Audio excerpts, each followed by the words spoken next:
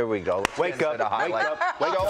Shohei It's the Ohtani. first of the month, Oh, yes. my God. Affecting the game on both sides of the ball, the South Florida Angels and Marlins in the top of the fifth. This was for the lead through the left side. That'll score two. Lauren, he's playing youth baseball at the top of the game.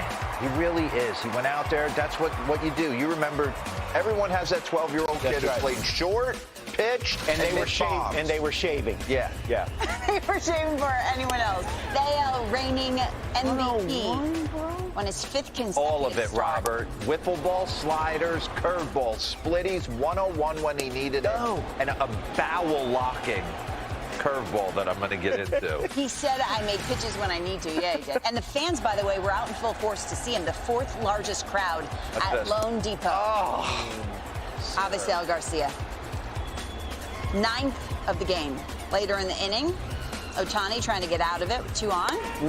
Got it. Are you seeing? It's almost gaining speed and, like, spin rate as it's moving. 7 innings, 2 hits, 1 earned run. Angels win it. Can you make the argument that he's an even better pitcher this year than in his MVP season last year? Oh, the numbers say he's pitching better.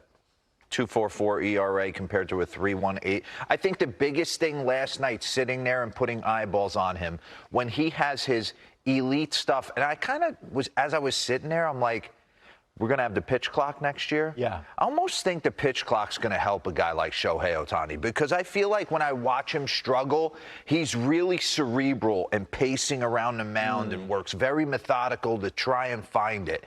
And I watch him last night. Every time I see him good, and this probably goes for 95% of the pitchers out there, he was getting the ball. He was in a rhythm with Max Stassi, and it was just filth all over the place. 100 miles an hour, a split, a curveball, a wiffle ball, cutter, slider, and by the way, he got 2 ribbies and stole a base. He does everything you dreamed of doing, as we said, as a 12-year-old. So I wanted to dive in because I'm saying to myself, Aaron Judge has been the unadulterated MVP for most of the season. Okay, but you're going to make an argument when the dust settles. Ohtani's going to be standing there with it again. Don't fall out of love with what this guy's doing because it's different than everybody. Aaron Judge did his 30th homer last night, but he's been a little bit of a tailspin offensively, okay? And he goes, the Yankees go as Aaron Judge goes. So he's still at the top of the food chain, and your boy down in Houston, Yordan Alvarez, if you're going to play defense for me as well, to go with that power bat, he's David Ortiz all over again. So those are your it really, truly is a 3-horse race for the AL MVP, and Shohei showed out last night against the Miami Marlins. Devin, pause this real quick before we go into these 2 ABs and bring me up his pitch usage, because not only is his stuff off the charts, you can't sit on anything. So his first 9 starts, he was 42% fastball, 28% slider. So over his last 5 starts, and he's 5-0 with no ERA and been completely dominant for this team. He's up the slider usage, but last night a pitch stood out for me, and that's the curveball. I'm going to take you into 2 ABs last night.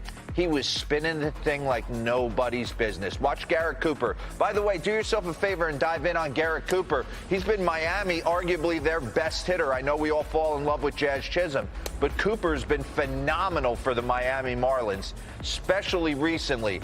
Watch this AB. Run that back for me. That's an 0-1, 0-2 heater, 100 miles an hour. Run it. Emergency hack. He's shown me 2 sliders and a 100-mile-an-hour heater. I don't have any idea where he's going. He goes nasty split away. It's a good spit for me right there. Good take. And then he goes wiffle ball, cutter, slider away. I'm 2-2. What am I on? He's dropping down now. 3-2. Let's get it on. Got to throw me something. Oh, what?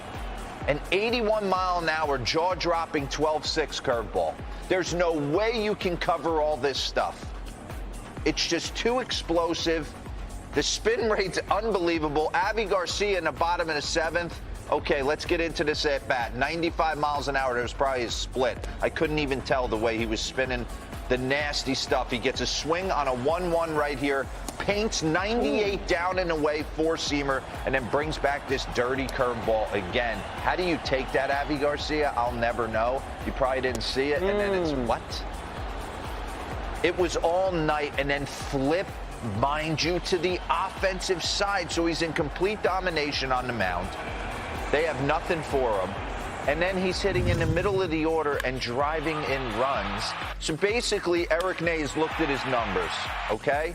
The slash line is basically Vlad Guerrero Jr. this year and Dylan Cease on the mound.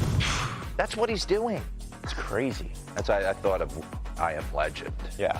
Just watching him last night. He's a legend. He's a legend. I hate to say it.